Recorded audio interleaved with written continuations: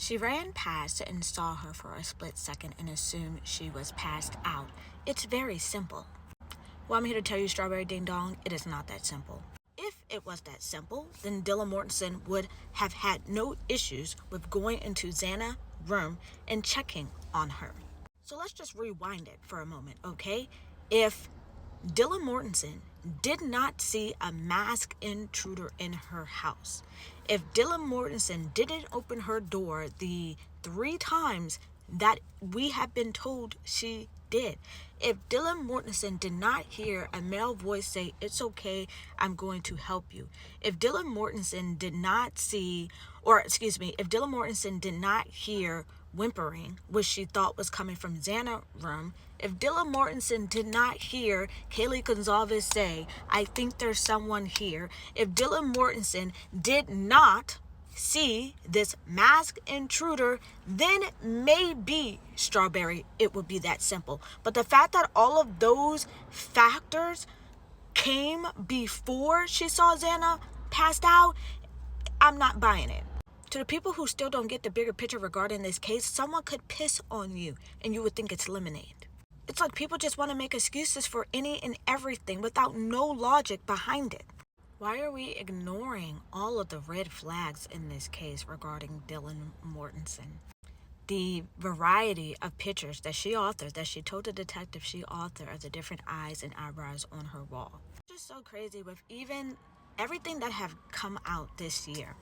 Before it had came out, everybody was saying, oh, she was frozen in shock. She locked herself in her room. She didn't know what to do. And then when these text messages came out, then when the 911 call came out, then when this new information came out that she actually saw, Xana laying on the floor and that she actually called the victims and all this other stuff, you guys are changing your defense to fit, the things that come out. And you're driving yourself nuts. You're driving me nuts by these weak defenses that aren't even considered defenses to me, okay?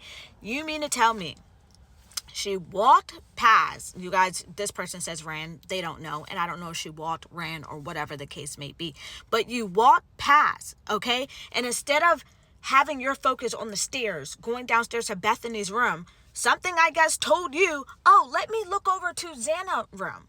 Okay? And you look over to Xana's room and you see her laying on the ground. Her head, I think, was up against or facing the wall and her feet were towards the door. But Dylan Mortensen just assumed that she was passed out. So why not go check on her? Why not go see if she's okay? It's just the timeline of everything just does not add up. Don't know the true relationship between these girls.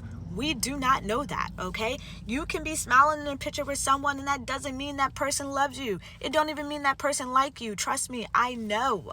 But a lot of people keep saying, this is a repeated comment I get, and if I had $1 for every time I saw this comment, I could buy my double wide right now, okay?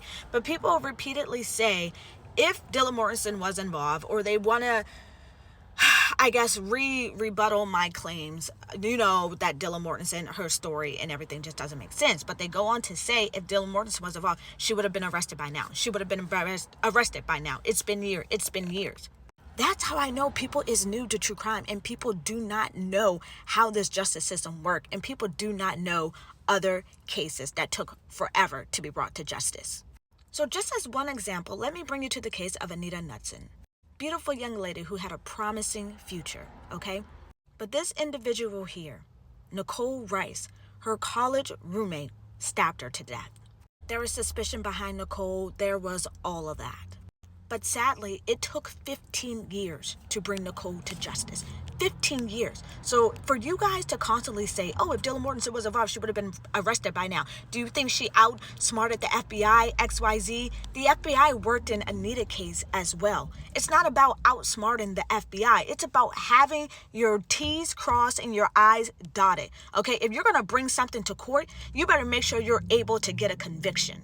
It takes time to build a case. It takes time to collect evidence, a lot of evidence, to seal a conviction. So I'm so tired of people saying, oh, if she was involved, she would have been arrested by now. You don't know how this system works. I really wish it was that simple. Now again, For the record, I am not saying that Dylan Mortensen was involved in what happened at that Kings Road house. However, I am saying that she knows a lot more, that there's something off regarding her and her actions before, during, and after this massacre.